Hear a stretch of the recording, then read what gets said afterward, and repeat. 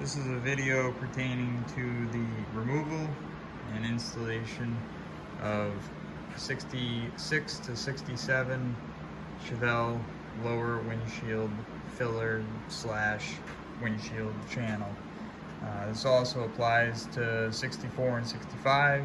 They're a little bit different. If you have rot going on like that, you've probably got more than you think behind the panel. So let me just quickly run through this. This is what it looks like with the panel removed. You've got the upper cowl section here, the dash here. They are not connected. So when you go to remove this, the front whole edge here is kind of floating after this point. The spot welds are located along here and along here. What I found to be the easiest way to remove this is to cut through this area right here, all the way down. So from one end to the other, you should end up with a piece that looks like this. Don't cut too deep, because you'll get into this here. You can see where I nicked it in a few spots. The spot welds are very difficult to locate. So one of the reasons that I cut the top here is so that I can get to an edge, and I can use a chisel and kind of get into the edge and push on the metal, and you'll see a dimple where the spot welds are. Down here, there's 2 screws. Those are usually either non-existent or very hard to get out.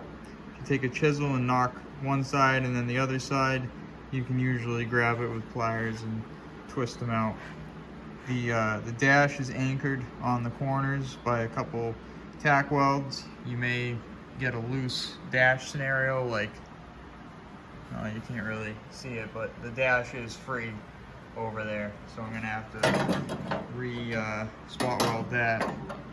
Once you kind of locate your spot welds, you can drill them.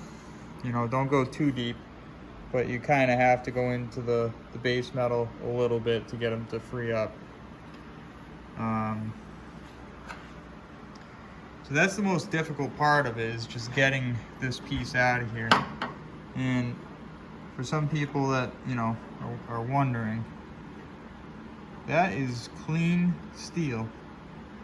Over 50 years old. This is a very, very badly rusted car, and there's still clean steel under there. So you can use weld through primer, or you don't have to. There's a perfect example. As long as the edges are sealed properly and you get a nice tight fit on your panel, there's no need for it. And also remember, these cars aren't, going down the road in the winter like they used to. So this is an AMD panel, very inexpensive. I think it was like 75 bucks, and it fits really nice. The edges are not, it's not as square as the original per se, but overall it's better than rust. So leave a comment if you have questions. That's the scenario. And I guess I should say that, punch your edges. Make sure you kind of line it up with the dash when you're marking out where your welds are going to be, because there are these little, cavities here and there. So you want to miss those. So drill through with a 3/16 on either side. This side I was able to use a hole punch because you can get onto the flange. This side you're going to have to drill. Be sure to take care of your burrs on the back side. You see there, I used a slightly larger drill bit and just blast the burr off of there. final step that I will take before this is installed is I will media blast the outside, and I will leave the electro deposited primer on the backside. So a little bit of added protection, and that leaves, you know, paint in the seam. This metal here, once I got it clean, I'll actually, these little Rolex discs here, quick strip,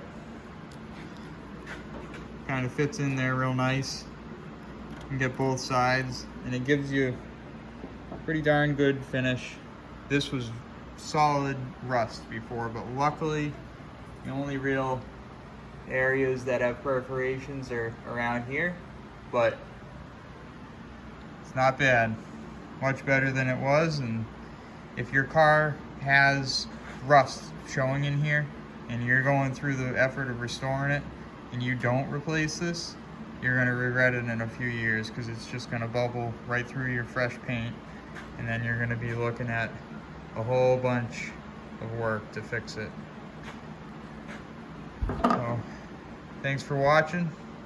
See you later.